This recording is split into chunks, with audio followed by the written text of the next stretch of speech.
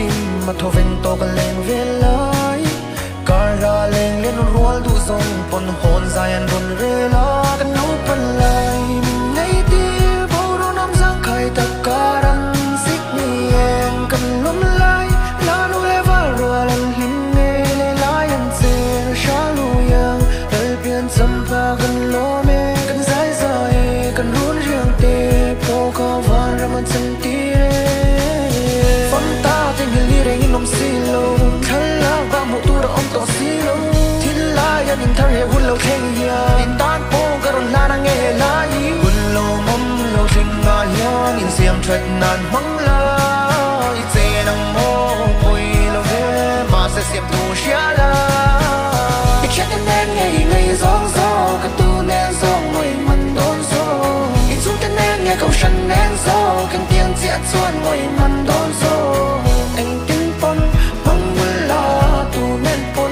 mong muốn la lim ta kim mong ngang chiều tu sang na cái lo đã chiều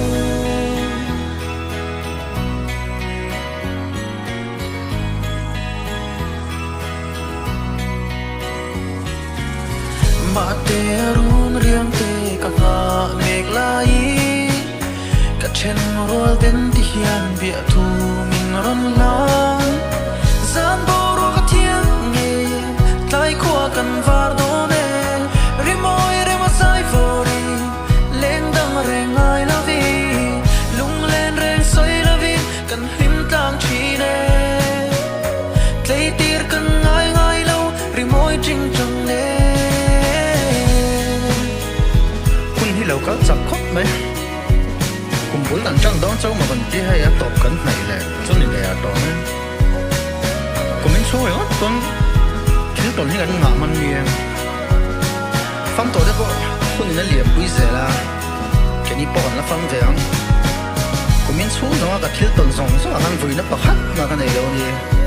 in bôi cái lâu xoay nhỉ cho mình ngay đâm số đâu đi in bộ nhỉ xe hiện tại cái thằng đó đi ít chết nên